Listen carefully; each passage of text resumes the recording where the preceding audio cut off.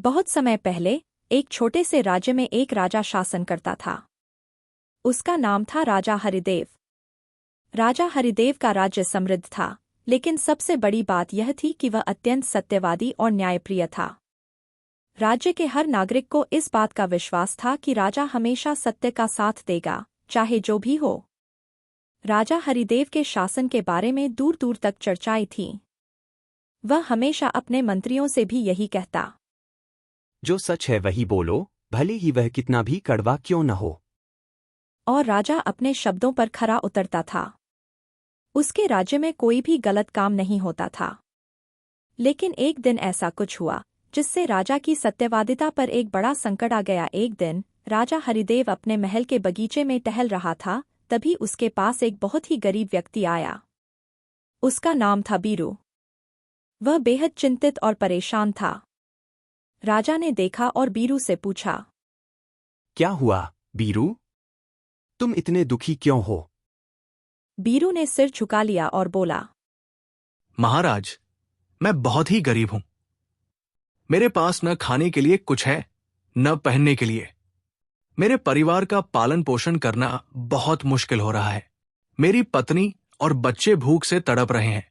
राजा ने उसे शांत किया और कहा, तुम चिंतित मत हो बीरू, मैं तुम्हारे लिए कुछ करूंगा। तुम इस महल के नजदीक स्थित खजाने से जितनी राशि चाहिए ले लो। मुझे विश्वास है कि तुम उसका सही उपयोग करोगे। लेकिन बीरू ने थोड़ा डरते हुए कहा, महाराज, मुझे नहीं लगता कि ये ठीक होगा।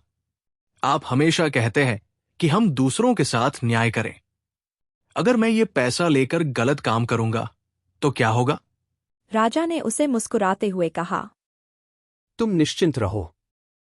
जो भी पैसा तुम ले लोगे वह तुम्हारी जरूरतों को पूरा करने के लिए होगा, और तुम इसके साथ किसी भी गलत काम का विचार न करना।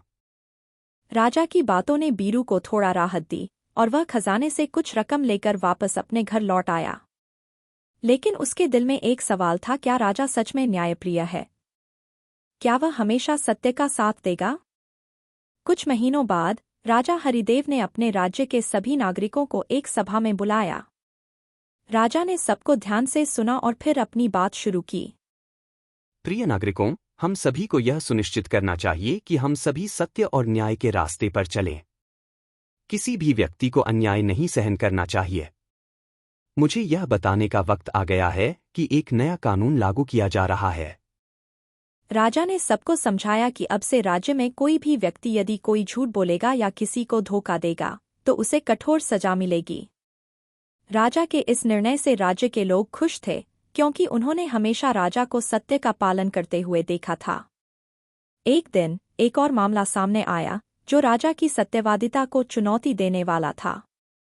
एक व्यापारी विजय कुमार राजा के पास आया और बोला, महाराज, मेरे पास एक बहुत बड़ा मुद्दा है। मेरे साथ एक धोखाधड़ी हुई है। एक व्यक्ति ने मुझसे सारा माल लेकर मेरी रकम नहीं दी। मुझे इस व्यक्ति को सजा दिलवानी है।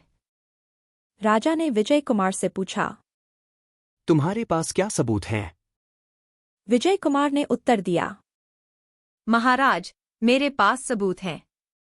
उस व्यक्ति का नाम है शिवराम और उसने मुझसे सारा सामान लिया और मेरा पैसा हड़प लिया। राजा ने शिवराम को बुलवाया और उससे पूछा, क्या यह सच है कि तुमने विजय कुमार से सारा सामान लिया और उसका पैसा हड़प लिया? शिवराम ने सिर झुका लिया और कहा, महाराज, यह सच नहीं है। मैंने विजय कुमार से कुछ भी नहीं लिया। मुझे झूठे आरोपों में फंसाया जा रहा है। राजा को इस पर शक हुआ। उसने विजय कुमार से कहा, तुम्हारे पास सबूत हैं तो मुझे दिखाओ। विजय कुमार ने एक कागज का पुलिंदा दिखाया जिसमें शिवराम के हस्ताक्षर थे।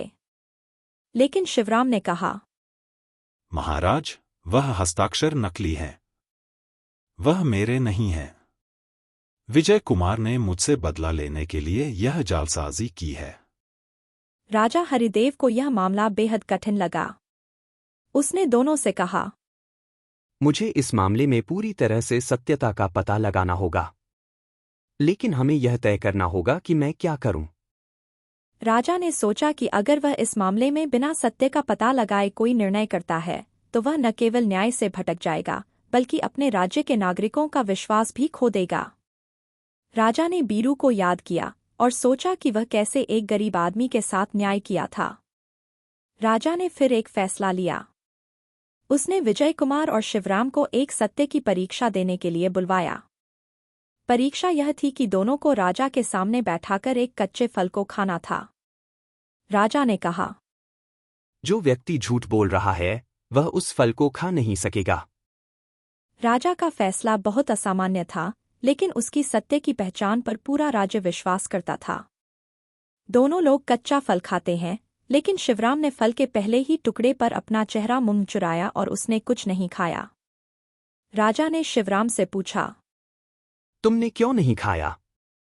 शिवराम ने सिर झुका लिया और बोला, महाराज, मैं दोषी हूं।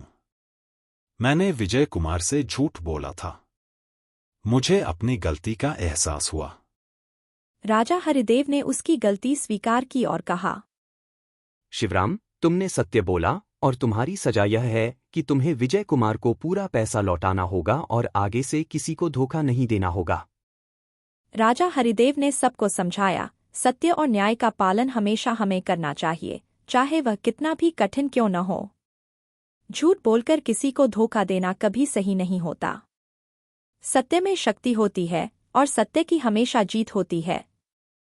राजा की सत्यवादिता और न्यायप्रियता ने राज्य को शांति और समृद्धि दी। उसके शासन के दौरान राज्य में कभी भी किसी को अन्याय नहीं हुआ और लोग राजा को दिल से प्यार करते थे। राजा हरिदेव के न्याय का यह सिद्धांत हर नागरिक के दिल में बस गया था, सत्य की राह पर चलो, क्योंकि वही सबसे सही है। यह कहानी हमें सिखाती है कि सत्य ही सबसे बड़ा धर्म है और उसे हमेशा किसी भी स्थिति में न छोड़े। चाहे कोई भी परिस्थिति हो, सत्य का साथ हमेशा देना चाहिए।